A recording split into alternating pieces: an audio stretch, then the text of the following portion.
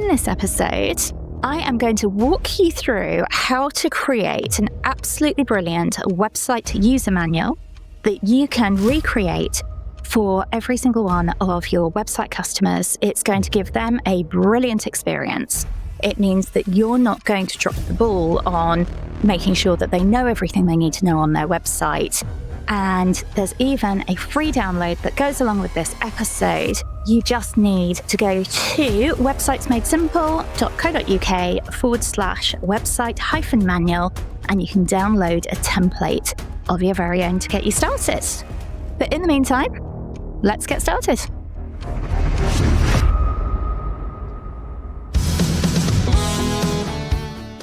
I've got a confession to make. When I first started building websites, I did not think about what the user experience was going to be the other side of the website. I mean, obviously, I wanted the website visitors to come on and have a great experience. The websites looked brilliant and they performed well. But so many people would then say to me, how do I log into it? Or how do I change an image? Or how do I add some text? And I think, oh, God, I finished with that website now. Don't you just know how to do this? And even I knew that I couldn't just say to them, go away and Google it. So after a few times of having this happening, I came up with creating website user manuals for my clients. And I have to say, hands down, it has been one of the biggest successes of my business. It consistently gets great feedback because it leaves no stone unturned. The clients know exactly how to use their website, how it's built, and I've got it through into a process that I now have it as a template. And actually my part in now creating that user manual each time is really, really small. So in this episode, I'm going to walk you through this so that you can have a really cohesive system for your clients that empowers them to work well on their website, and it leaves you free to go and build your next site. So a website user manual, I would say some people do use them and create them already, some people don't. They are not created equally. And all you have to do is to jump onto Facebook or a LinkedIn group, anywhere where web designers are hanging out. And you'll see that people consistently say, how do you hand over your websites?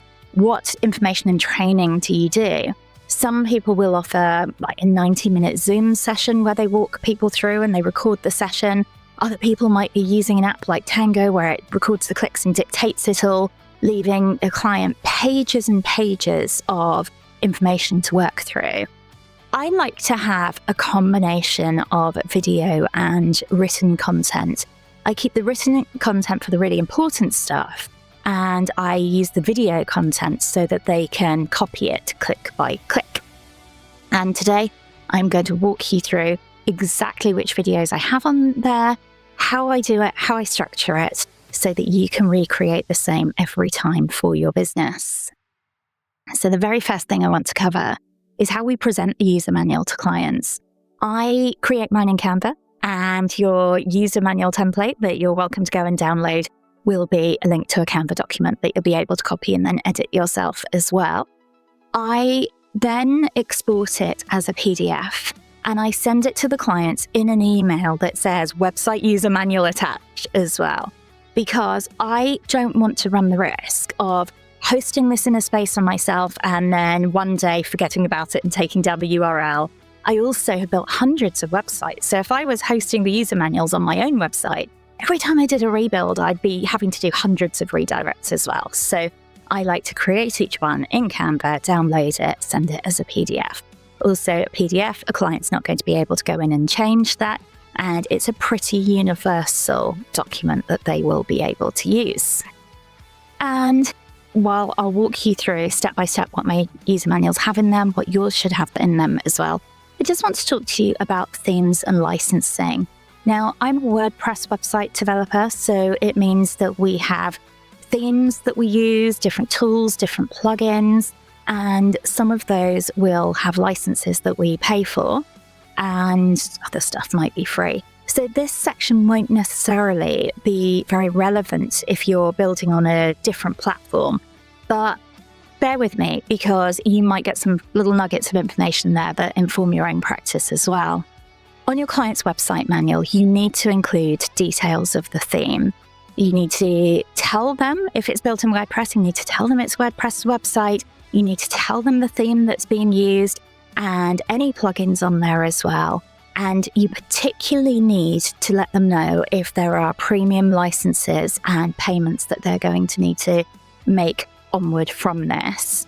And if you run an agency model and you're licensing the theme and the plugins off your agency platform and that's tied into hosting and maintenance, that's absolutely fine. There's nothing wrong with that. But you do need to let clients know, and you need to let them know that if they go on to move their website, that they will need to have their own licenses for the website to ensure that it continues working. Now, you can say, as of the date that I'm building this website user manual, that this is how much licenses cost, but you don't have to. You just need to say you will be responsible for doing this as well, for licensing your own theme.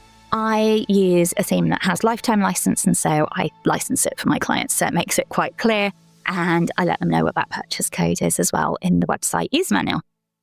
So now that we've covered that, let's go through it step by step. So the front page on your website manual should have your logo, so it's very clear which company has produced it.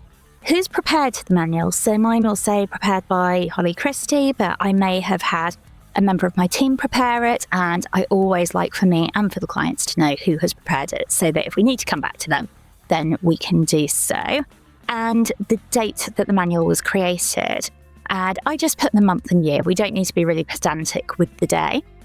I also put the company name that it's been created for, and I include a screenshot, a fancy little iMac frame. I include a screenshot of the homepage of the website I'm talking about, just the above the fold section. But I always think this is important because it really helps us from a branding point of view and a visual point of view.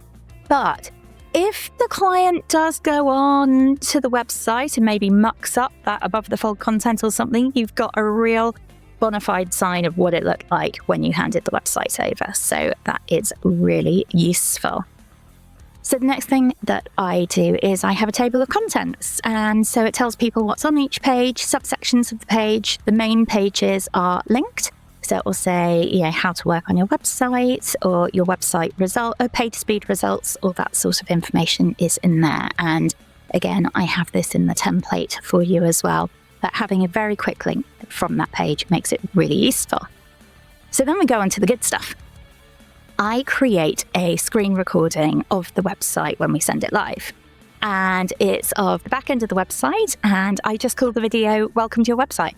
And it's a walkthrough of the sides of it that the clients haven't seen yet. So the client will have seen all of the front end of the website because they will have approved the design.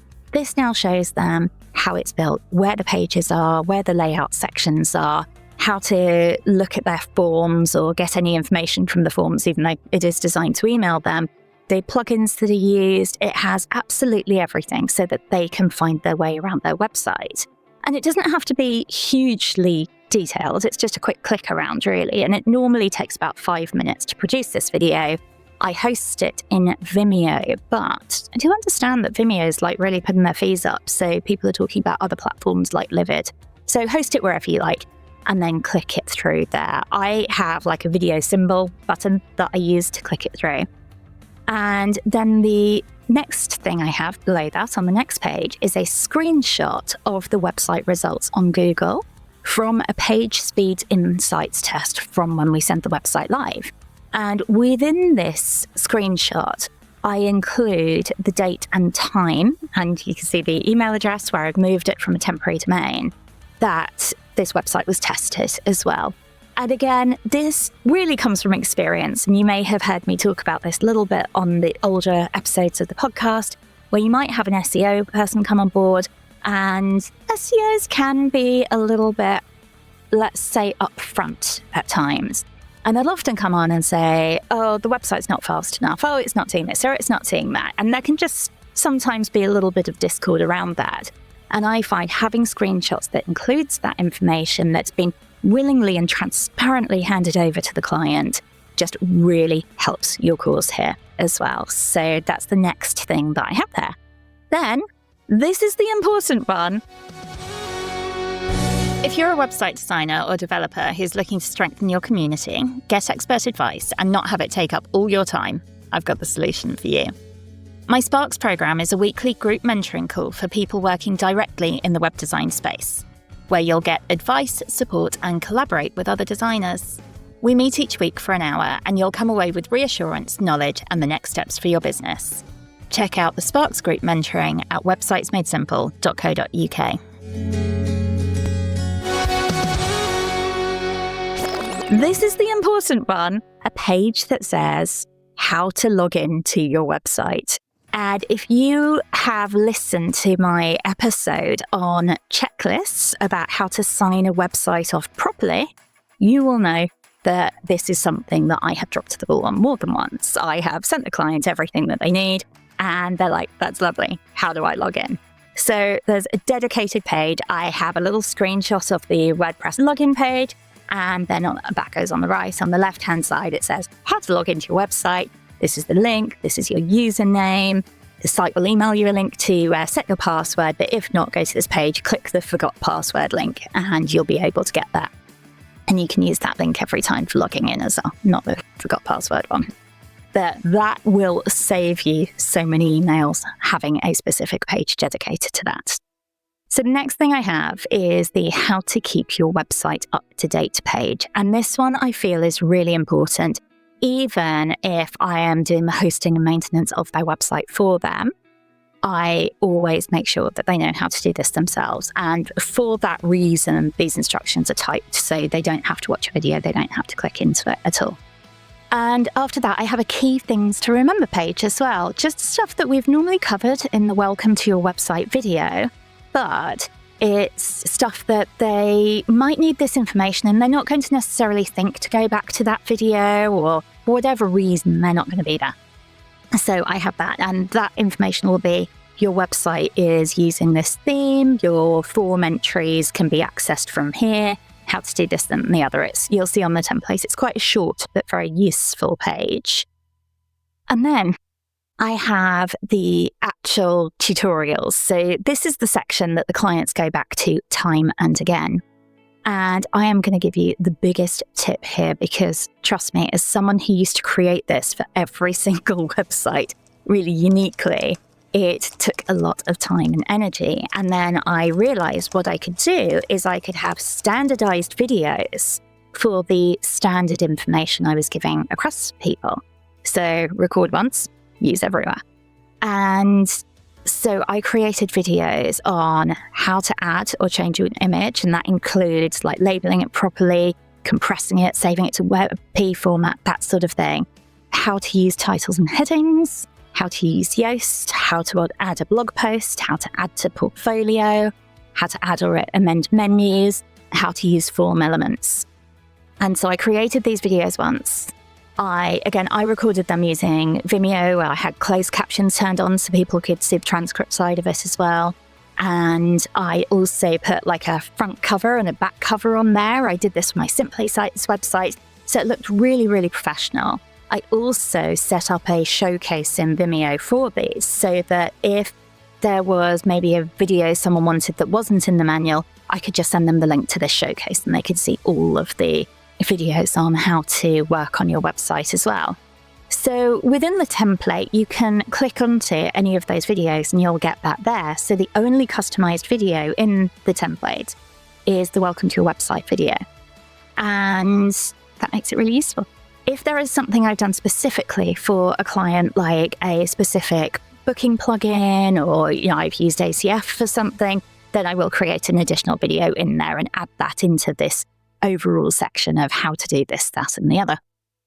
Next, I put a troubleshooting page on, and oh my goodness, I cannot tell you how useful it has been.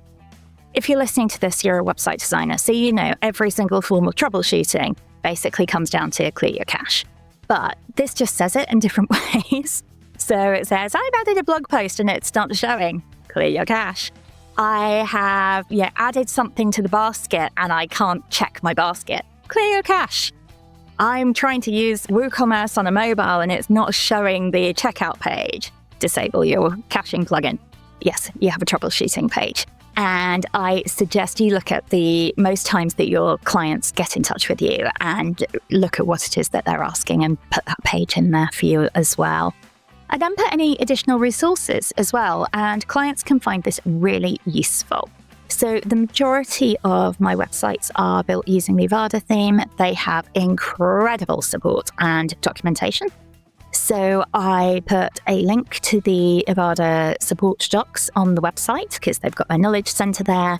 There's also a really good Avada Facebook group where one of the developers of Avada is in there as well. So there's a link to that group. I usually use the Yoast plugin for SEO, so I put the links to the Yoast Knowledge Center. Anything you use where there is a knowledge center that might be quite useful, where a client can go and search an issue that they're having, put that into your additional resources.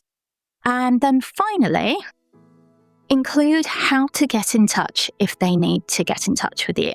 Because it may be that you actually have different email address or different process or ticketing system or something for websites which have been built, as opposed to websites which are in process or when you're handling new inquiries. And being able to separate that out can be really useful because I do support my clients, but I do also have some website support people who work with me as well, who I might be really busy and say, I'm going to reroute the support email address to you so that you can handle this. So make sure, if you need to get in touch with me about your website, this is the address to do that. And that's it. You now have a complete website user manual, or at least you'll have the complete template, and I will remind you of that address, which is websitesmadesimple.co.uk/website-manual.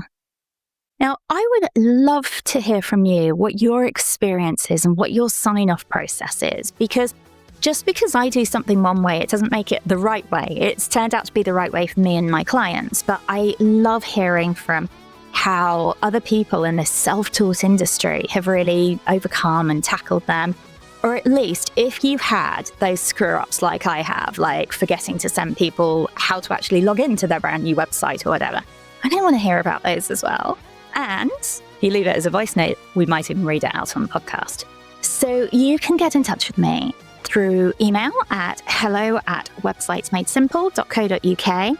That comes directly through to me. So if you email me, I will email you back.